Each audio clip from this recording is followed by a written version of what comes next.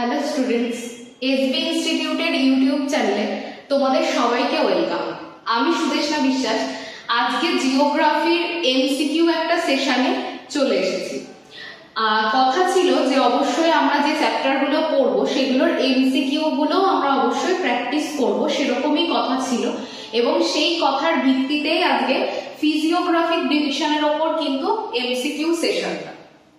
সুতরাং ভিডিওটি স্কিপ না করে অবশ্যই শেষ পর্যন্ত দেখো, কারণ খুব গুরুত্বপূর্ণ এমসিকিউ গুলো আজকের ভিডিওতে আমরা আলোচনা করতে চলেছি। আর ভিডিও ভালো লাগলে অবশ্যই লাইক করবে এবং শেয়ার করবে। আর কেমন লাগছে ভিডিও, আর কি কি চাও সেগুলো কিন্তু আমাদের কমেন্ট সেকশনে ভিডিও শেষে জানাবে। আজকে আমরা ফিজিওগ্রাফিক ডিভিশনের ফার্স্ট যে কোশ্চেনটা নিয়ে আলোচনা করব। দেখো বলছে কি যে জাস্কার পর্বতের সর্বোচ্চ শৃঙ্গের নাম কি? অপশন এ তে রয়েছে কাঞ্চনজঙ্ঘা, বি তে রয়েছে মাউন্ট এভারেস্ট, সি তে রয়েছে লিওপার্গেল এবং ডি তে রয়েছে কৈলাস। তাহলে এই জাস্কার পর্বতের সর্বোচ্চ শৃঙ্গের নাম হচ্ছে অপশন সি লিওপার্গেল। আর প্রত্যেকেই আমরা জানি কাঞ্চনজঙ্ঘা এবং মাউন্ট এভারেস্ট দুটোই হিমাদ্রি হিমালয়ে অবস্থিত, কিন্তু জাস্কার কিন্তু কোথায় অবস্থিত? জাস্কার কিন্তু টেথিস বা ট্রান্স হিমালয়ে অবস্থিত। আবার কৈলাস যেটা আমাদের ভারতের বাইরে রয়েছে তিব্বতে, সেটাও কিন্তু ট্রান্স বা টেথিস হিমালয়ের অন্তর্গত। তাহলে জাস্কার পর্বতের সর্বোচ্চ শৃঙ্গ জানতে চাইলে অবশ্যই উত্তর হবে লিওপার্গেল। নেক্সট কোশ্চেন দেখো, বলছে কি হিমাচল হিমালয় এবং শিবালিক হিমালয়কে পৃথক করছে কোন চ্যুতি? অপশন এ তে রয়েছে দেখো এমসিটি, অপশন বি তে রয়েছে সুচার জোন, সি তে রয়েছে এমবিটি এবং ডি তে রয়েছে এইচএফটি। এই কোশ্চেনটা দেখার জন্য আমরা সবার আগে একটা ছবি দেখে নেব। দেখো এই যে ছবিটা রয়েছে এখানে কিন্তু দেখা যাচ্ছে যে বিভিন্ন চ্যুতি রেখা যেগুলো আমাদের ভারতে রয়েছে এবং এরা কি করছে দুটো জায়গাকে কিন্তু পৃথক করছে। যেরকম দেখো সবার প্রথমটা যদি আমরা খেয়াল করি, এই যে হলুদ রঙের অংশটা আর উপরে রয়েছে একটা অরেঞ্জ কালারের অংশ, এই দুটোর মধ্যে যে ট্রাস্ট বা চ্যুতিটা রয়েছে সেটা হচ্ছে এমবিটি অর্থাৎ মেইন বাউন্ডারি ট্রাস্ট। এরপর দেখো এই যে অরেঞ্জ কালারের অংশটা এবং তার উপরে রয়েছে এই যে হায়ার হিমালয় বা হিমাদ্রি হিমালয়, সেখানে কি রয়েছে? সেখানে রয়েছে এমসিটি অর্থাৎ মেইন সেন্ট্রাল ট্রাস্ট। আর তার উপরে দেখো এই যে জায়গাটা এখানে রয়েছে কিন্তু এসটিডি। তাহলে এই জায়গাটা তোমাদেরকে ভালোভাবে খেয়াল করতে হবে যে আমাদের কোশ্চেনে রয়েছে কি যে হিমাচল হিমালয় এবং শিবালিক হিমালয়কে পৃথক করছে কোন চ্যুতি? এটার উত্তর হবে এমবিটি অর্থাৎ মেইন বাউন্ডারি ট্রাস্ট। তাহলে অপশনটা দেখে নিই আমরা কত নম্বর অপশন হচ্ছে। এখানে উত্তর হচ্ছে কিন্তু অপশন সি এমবিটি অর্থাৎ মেইন বাউন্ডারি ট্রাস্ট কিন্তু শিবালিক আর হিমাচল হিমালয়কে পৃথক করছে।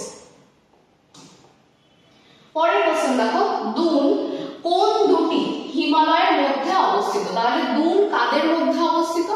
দুন অপশন এ তে রয়েছে শিবালিক এবং হিমাচল, বি তে হিমাদ্রি আর হিমাচল, সি তে টেথিস ও হিমাদ্রি, ডি তে কোনটিই নয়। তাহলে এখানে অপশন কোনটা হয়ে যাচ্ছে? এই দুন যেটা সেটা অবস্থিত হচ্ছে শিবালিক আর হিমাচল হিমালয়ের মধ্যে অবস্থিত হচ্ছে এই দুন। দুন আসলে কি? দুন হচ্ছে এক ধরনের উপত্যকা অর্থাৎ দুটো উচ্চভূমির মধ্যবর্তী যে নিম্ন ভূমিটা সংকীর্ণ তাকে দুন বলে। ভারতের বৃহত্তম দুন হচ্ছে দেরাদুন, এছাড়াও আরো অন্যান্য দুন রয়েছে ভারতে। নেক্সট কোশ্চেন দেখো, ভারত ও চীনের মধ্যে বাণিজ্যের জন্য কোন পাঁচটি বা কোন গিরিপথটি খুলে দেওয়া হয়েছে? অপশন এ তে রয়েছে নাথুলা, বি তে রয়েছে রোটাং, সি তে রয়েছে ডোমলা এবং ডি তে রয়েছে কুলু।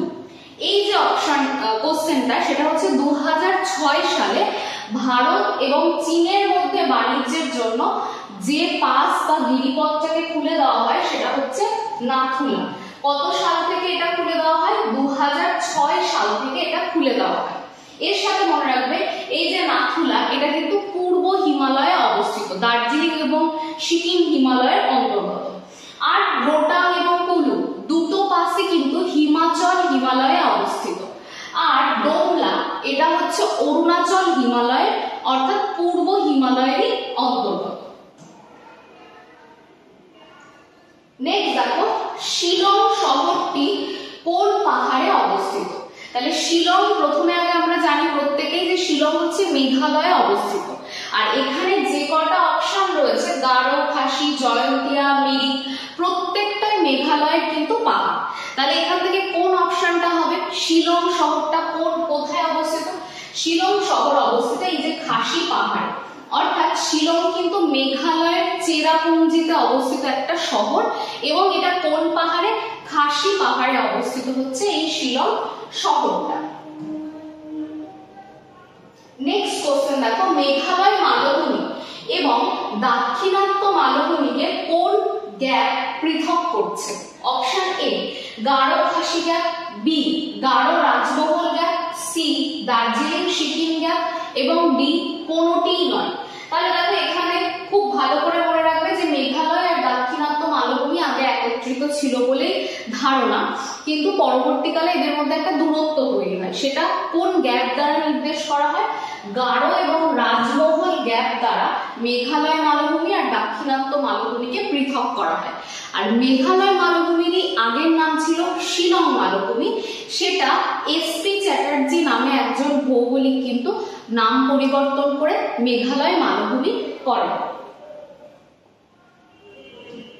পরেরটা দেখো ভারতের একটা পর্বত গ্রন্থির নাম কি?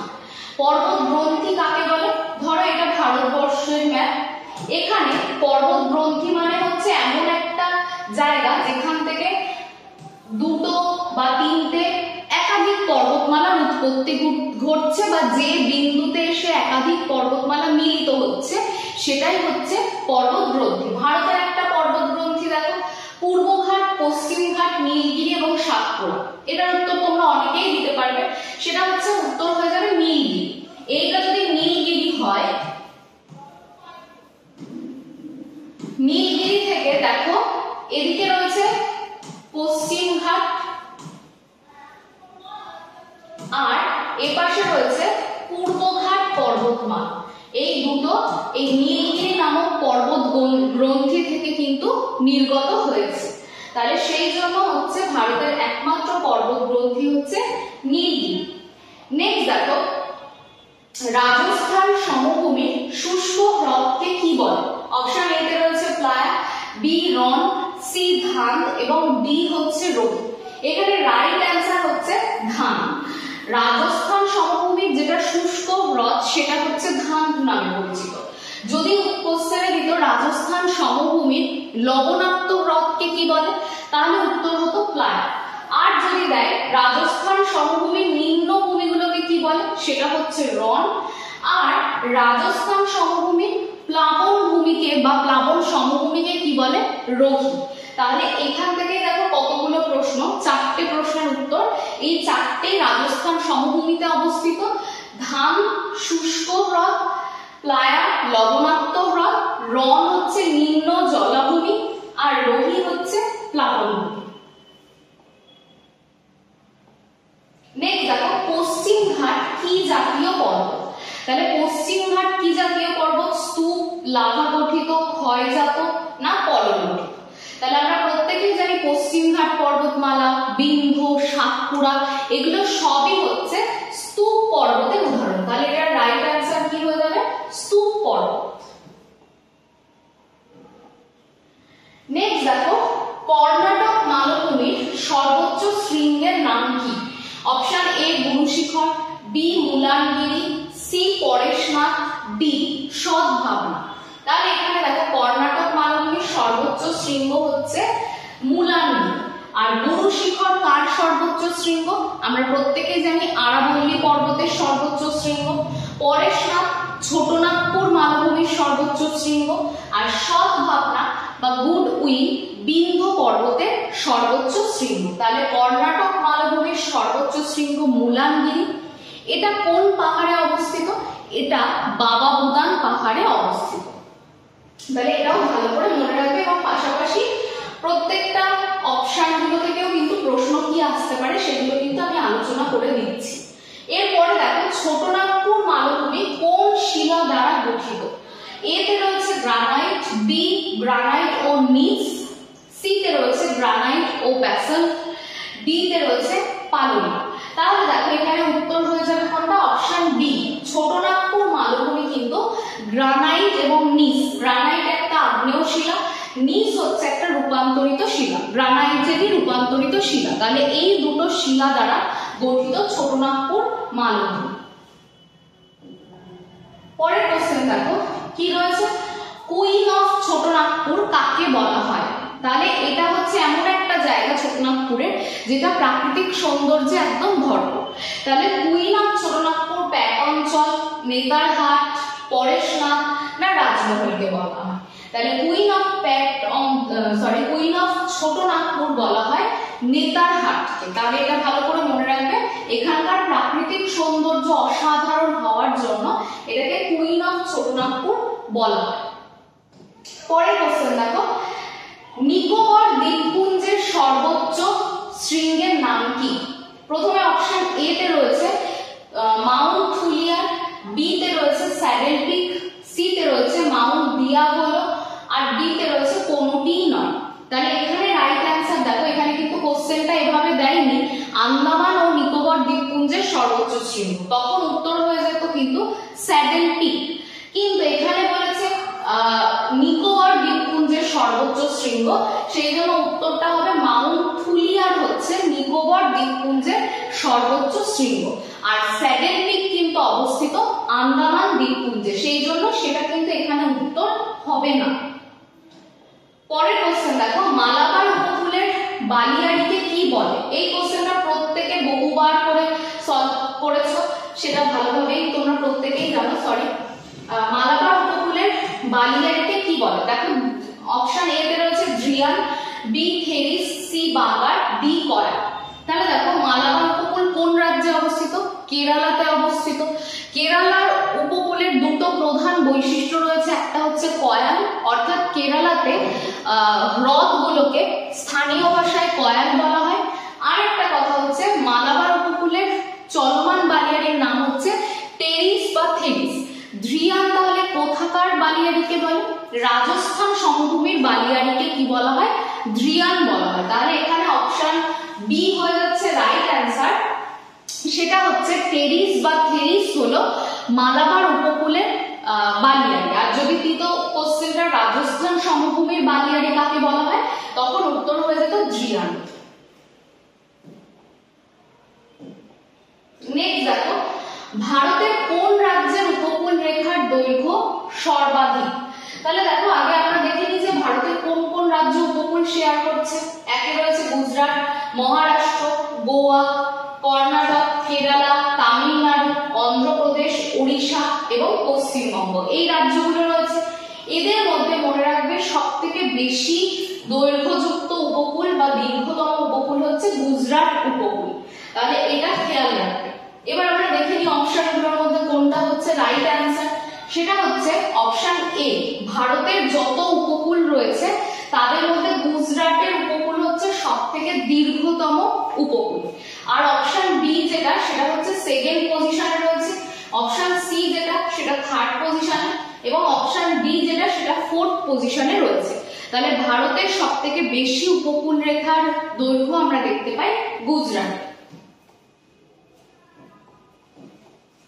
পরের কোশ্চেন দেখো, বলছে গোরানঘাট গিরিপথ কোন রাজ্যে অবস্থিত? তাহলে গোরানঘাট যে গিরিপথটা সেটা অপশন এ তে রয়েছে দেখো রাজস্থান, বি তামিলনাড়ু, সি মহারাষ্ট্র এবং ডি কেরালা। তাহলে গোরানঘাট গিরিপথ হচ্ছে অবস্থিত রাজস্থানে। অনেকেই জানো তোমরা উদয়পুরের সঙ্গে ঝালর এই দুটো জায়গাকে যুক্ত করছে কিন্তু গোরানঘাট গিরিপথ, এটা হচ্ছে কোথায়? রাজস্থানে অবস্থিত। নেক্সট, মহাকাল পর্বতের সর্বোচ্চ শৃঙ্গের নাম কি?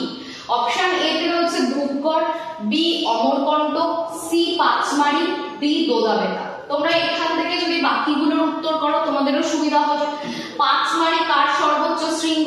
পাঁচমারি হচ্ছে মহাদেব পর্বতের কাছে অবস্থিত একটা জায়গা। দোদাবেতা নীলগিরির সর্বোচ্চ শৃঙ্গ। ধূপগড় সাতপুরা পর্বতের সর্বোচ্চ শৃঙ্গ। তাহলে এখানে মহাকাল পর্বতের সর্বোচ্চ শৃঙ্গ হচ্ছে অমরকণ্ট, যেটা কোন স্টেটে অবস্থিত? মধ্যপ্রদেশে অবস্থিত। তাহলে মধ্যপ্রদেশের অমরকণ্ট মহাকাল পর্বতের সর্বোচ্চ শৃঙ্গ। নেক্সট দেখো, আনাইমুদ্দি পর্বত শৃঙ্গ কোন রাজ্যে অবস্থিত? অপশন এ তে রয়েছে তামিলনাড়ু, বি কেরালা, সি কর্ণাটক আর ডি মহারাষ্ট্র। তাহলে আনাইমুদ্দি পর্বত শৃঙ্গ কোন রাজ্যে অবস্থিত? হয়ে যাবে উত্তর কেরালাতে অবস্থিত আনাইমুদি। এটা আনাইমালাই পর্বতের সর্বোচ্চ শৃঙ্গ, আর সমগ্র দক্ষিণ ভারতের সর্বোচ্চ শৃঙ্গ হচ্ছে এই আনাইমুদি, আর এটা অবস্থিত কেরালায়। এই আনাইমুদিকে বলা হয় দক্ষিণ ভারতের এভারেস্ট। তাহলে এটাও তার সাথে মনে রাখবে। পরের কোশ্চেন দেখো, পাঞ্জাবে নবীন প্লাবনভূমিকে কি বলে? এ তে রয়েছে দিয়ারা, বি তে রয়েছে খাদার, সি তে বেট আর ডি তে খোস। তাহলে মনে রাখবে যে দিয়ারা এটা কি? এটা হচ্ছে গাঙ্গেয় সমভূমিতে নদীর মধ্যভাগে যে সমস্ত চর পড়ে তাকে বলা হয় দিয়ারা। এরপরে দেখো খাদার, যেটা সেটা কোথায় দেখতে পাওয়া যায়? গাঙ্গেয় সমভূমিতে দেখতে পাই। খাদার হচ্ছে গাঙ্গেয় সমভূমির নবীন পলিগঠিত অঞ্চল হচ্ছে খাদার। বেট কোথায় দেখতে পাই? বেট আমরা দেখতে পাই কোথায়? পাঞ্জাব সমভূমিতে বা পাঞ্জাবে নবীন পলিগঠিত অঞ্চলকে কি বলে? বেট বলে। খোস কাকে বলে? খোস হচ্ছে সিন্ধু এবং শতদ্রু সমভূমির উত্তরের ক্ষয়প্রাপ্ত অংশ, যাকে খোস বা চোষ বলে। তাহলে এখান থেকে আমরা অপশনগুলো প্রত্যেকটা দেখে নিলাম যে কোনটাকে কি বলা হয়। এরপরের কোশ্চেন দেখো, কামেট শৃঙ্গ কোন রাজ্যে অবস্থিত? তাহলে দেখো অপশন এ তে রয়েছে হিমাচল প্রদেশ, বি উত্তরাখণ্ড, সি লাদাখ আর ডি পশ্চিমবঙ্গ। কামেট অবস্থিত হচ্ছে উত্তরাখণ্ডে। কামেট একটা অন্যতম শৃঙ্গ যেটা খুবই বিখ্যাত, সেটা অবস্থিত হচ্ছে উত্তরাখণ্ডে। এইভাবে তোমরা প্রত্যেকটা শৃঙ্গের নাম কিন্তু অবশ্যই মনে রাখবে, কে কোন রাজ্যে অবস্থিত। ভারতের প্রাচীনতম অংশের নাম কি? অপশন এ তে রয়েছে দাক্ষিণাত্য মালভূমি, বি গাঙ্গেয় সমভূমি, সি উপকূলীয় সমভূমি এবং ডি হিমালয় পার্বত্য অঞ্চল। তাহলে এখানে মনে রাখবে ভারতের সবথেকে প্রাচীনতম অংশ হচ্ছে দাক্ষিণাত্য মালভূমি। তাহলে এটা কিন্তু হয়ে যাচ্ছে রাইট অ্যান্সার। নেক্সট দেখো বলছে কি ডেকান ট্র্যাপ কোন মালভূমিতে দেখা যায়? ডেকান ট্র্যাপ হচ্ছে সিঁড়ির ধাপের মতন একটা অংশ। এই সিঁড়ির ধাপের মতন অংশটা কিভাবে সৃষ্টি হয়েছে? যে কোনো একটা ফাটল দিয়ে লাভা বাইরে বেরিয়ে আসার ফলে সেই লাভাটা যখন বারংবার জমা হচ্ছে সেখানে কিন্তু সিঁড়ির ধাপের মতন একটা ভূমিভাগ সৃষ্টি হচ্ছে, সেটাকে ডেকান ট্র্যাপ বলা হয়। এটা কোন মালভূমির অংশ? কর্ণাটক মালভূমি, মহারাষ্ট্র মালভূমি, তেলেঙ্গানা মালভূমি না মধ্য ভারতের উচ্চভূমি? তাহলে ডেকান ট্র্যাপ কিন্তু মহারাষ্ট্র মালভূমির অন্তর্গত একটি অংশ বা ভূমিরূপ হলো সিঁড়ির ধাপযুক্ত ভূমিরূপ হচ্ছে ডেকান ট্র্যাপ। পরের কোশ্চেন, ভারতের দীর্ঘতম হিমবাহ কোন ভ্যালিতে অবস্থিত? প্রথমে আগে আমরা এটা দেখবো যে ভারতের দীর্ঘতম হিমবাহের নাম, সেটা হচ্ছে সিয়াচেন। ভারতের দীর্ঘতম হিমবাহের নাম হচ্ছে সিয়াচেন।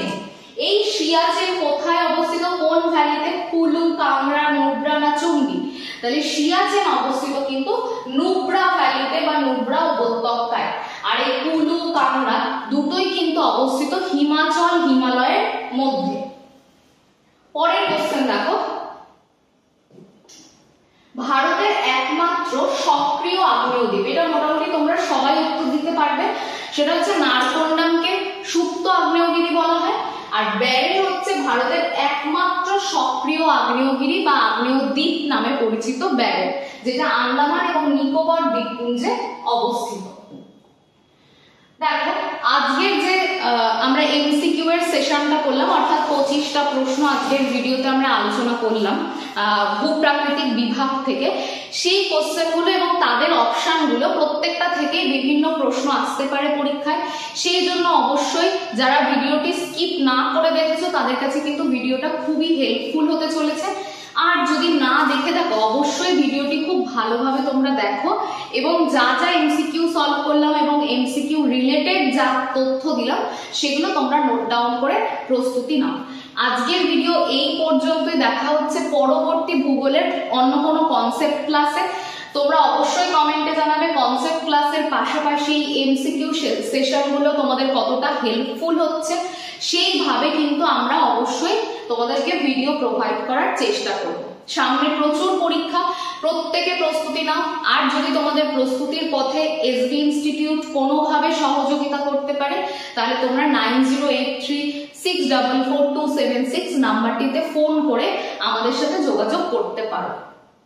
তাহলে সবাই ভালো থেকো এবং সুস্থ থেকো। সবাইকে ধন্যবাদ।